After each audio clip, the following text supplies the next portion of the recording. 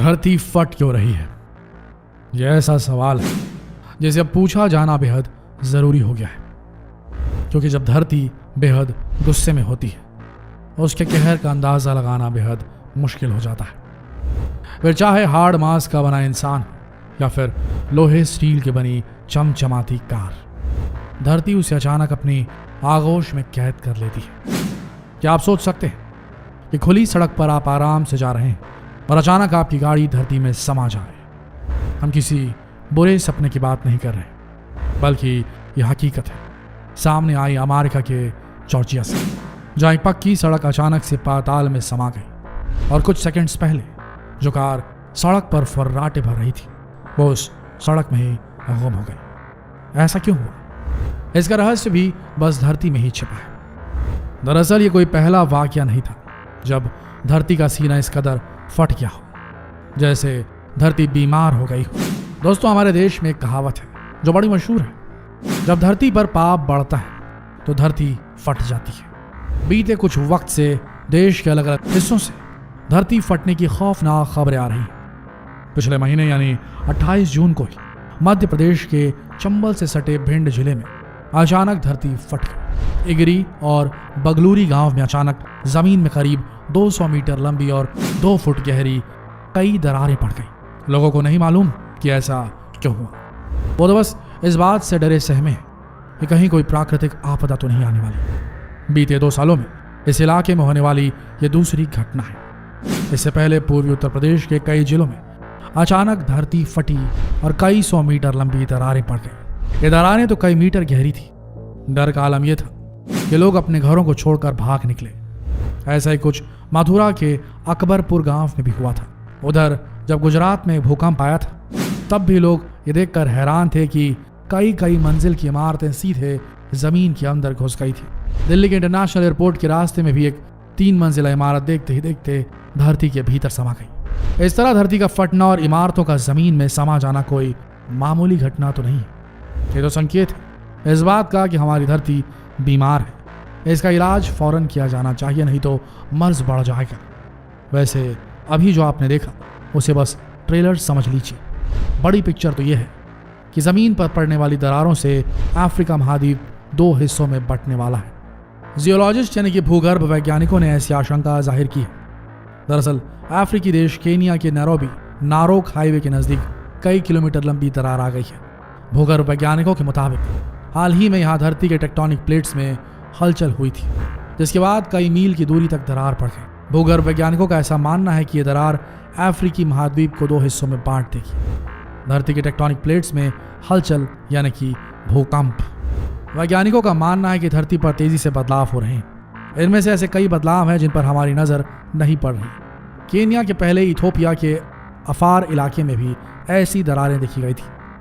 साल 2005 में सिर्फ 10 दिनों के अंदर 60 किलोमीटर लंबी दरार 8 मीटर चौड़ी हो गई थी, जो यकीन से परे। वैज्ञानिकों के मुताबिक पृथ्वी पर होने वाले किसी खास बदलाव में लाखों साल लग जाते हैं, लेकिन केनिया में पड़ी दरार को देखकर ऐसा लग रहा है कि आने वाले वक्त में हालात तेजी से बदलने वाले हैं, क्योंकि धरती के केंद्र की गर्म पिघली चट्टानें सतह की ओर यानी पृथ्वी के क्रस्ट की ओर बढ़ रही हैं, जो अफ्रीका महाद्वीप को 2 हिस्सों में बांट सकती है। अब ये भी समझ लीजिए कि आखिर धरती फट क्यों रही है, क्यों इसमें ऐसी भयंकर दरारें पड़ रही हैं। दरअसल धरती का लिथोस्फीयर यानी क्रस्ट और मेंटल का ऊपरी हिस्सा कई टेक्टोनिक प्लेट्स में बटा होता है। ये प्लेट्स अलग अलग स्पीड से आगे बढ़ती जाती है। लिथोस्फीयर के नीचे एस्थेनोस्फीयर होता है और ये प्लेट्स एस्थेनोस्फीयर के ऊपर सरकती रहती हैं। माना जाता है कि एस्थेनोस्फीयर के बहाव और प्लेटों की बाउंड्री से पैदा हुए फोर्स इन्हें डायनामिक बनाते हैं। ये डायनामिक फोर्सेस टेक्टोनिक प्लेट्स को कभी कभी तोड़ देती हैं, और जब ऐसा होता है तो इससे धरती में दरार पैदा होती है। अब आपको ये भी बता देते हैं कि कैसे हो सकते हैं अफ्रीका महाद्वीप के 2 हिस्से। दरअसल पूर्वी अफ्रीका की दरार दक्षिण में जिम्बाब्वे की तरफ और उत्तर में एडन की खाड़ी से 3000 किलोमीटर की दूरी पर फैली हुई है। यह अफ्रीकी प्लेट को 2 असमान भागों में डिवाइड करती है।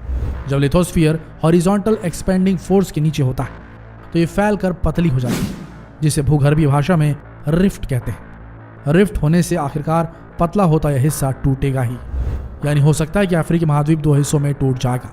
और अगर ऐसा हुआ तो फिर क्या होगा ये भी जान लीजिए। दरअसल इथोपिया के अफार इलाके का कुछ हिस्सा समुद्र तल से नीचे है। बस एक 20 मीटर चौड़ी जमीन पट्टी इसको अंदर से अलग करती है। जैसे जैसे दरार फैलती जाएगी वैसे वैसे समंदर का पानी इसमें भरता चला जाएगा और इससे एक नया समंदर बनेगा जो अब सोमालिया प्लेट को दूर धकेल देगा। इस तरह सोमालिया और साउथ इथोपिया अलग हो जाएंगे। फिर अफ्रीका बहुत छोटा हो जाएगा और हिंद महासागर बड़े द्वीप के रूप में उभरेगा। हो सकता है कि कुछ 100 या 1000 साल बाद अफ्रीका से टूटकर अलग हुआ सोमालिया प्लेट इंडियन सबकॉन्टिनेंट या इंडोनेशिया के करीब आ जाएगा। चूंकि रिफ्ट का जिक्र आया है तो यह बताना भी जरूरी है कि रिफ्ट एक महाद्वीप के टूटने की, उसके ब्रेकअप की शुरुआती प्रक्रिया है।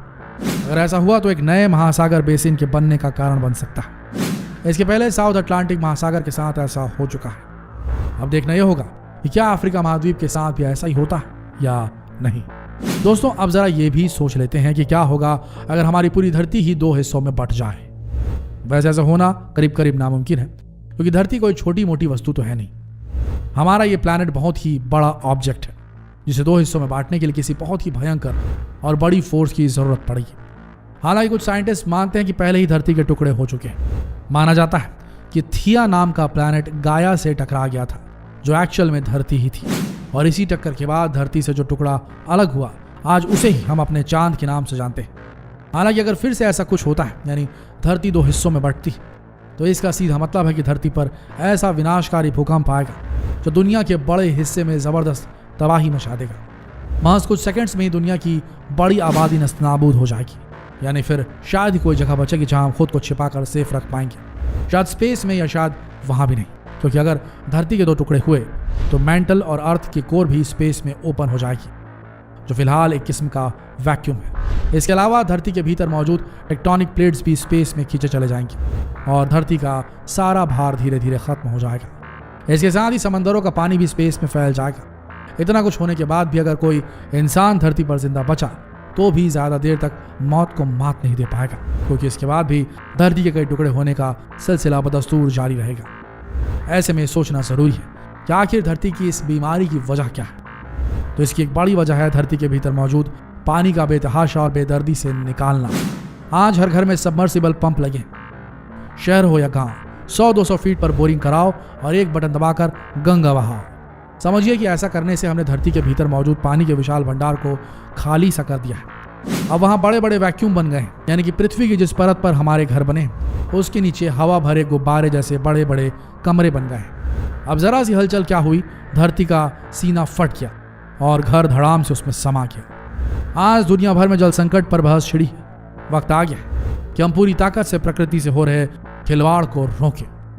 पहले कहा जाता था कि हम अच्छा काम अपने आने वाली पीढ़ी के लिए कर रहे हैं, लेकिन अब यह साफ हो गया है कि हम जो भी अच्छा काम कर रहे हैं उसका नतीजा अपने ही जीवन काल में देख लेंगे और हम शायद आने वाली पीढ़ी के भविष्य को खराब कर रहे हैं। उनके लिए कुछ छोड़कर नहीं जा रहे हैं बल्कि बर्बाद करके जा रहे हैं। तो आपसे विनती है इस वीडियो को ज्यादा से ज्यादा लोगों तक पहुंचाएं ताकि लोग जागरूक हो सके, क्योंकि अभी नहीं तो फिर शायद कभी नहीं।